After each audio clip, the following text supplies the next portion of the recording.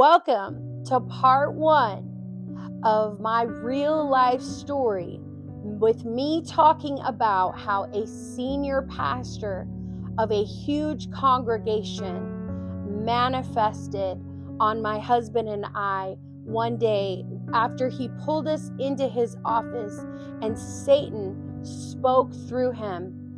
Guys, you're going to want to stick around for this and listen to the whole thing and follow me for part two, maybe part three, because it's going to take me a little bit to get through this so you can kind of understand what happened.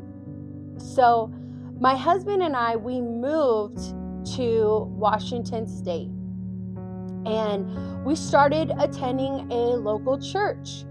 And everything seemed great at first. Everybody was so loving. The pastor seemed so loving.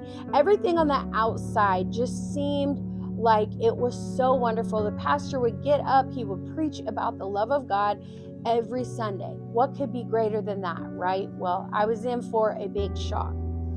So I ended up going on a 21-day Daniel fast where on about getting towards the end of the fast, the fire of God fell on me in my living room.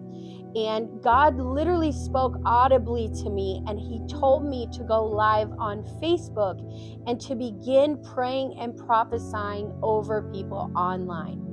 Well, my videos, they were getting a lot of traction and a lot of people were watching. Many people started getting healed.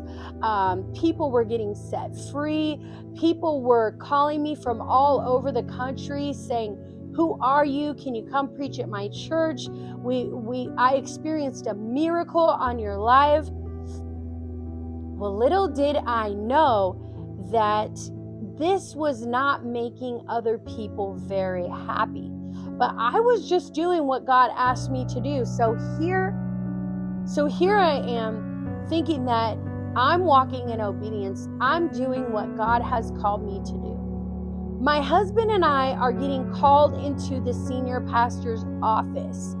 And here's the thing. We're not paid staff. We're not in leadership.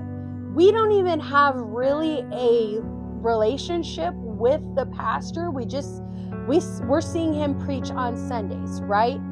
And so we get called into his office.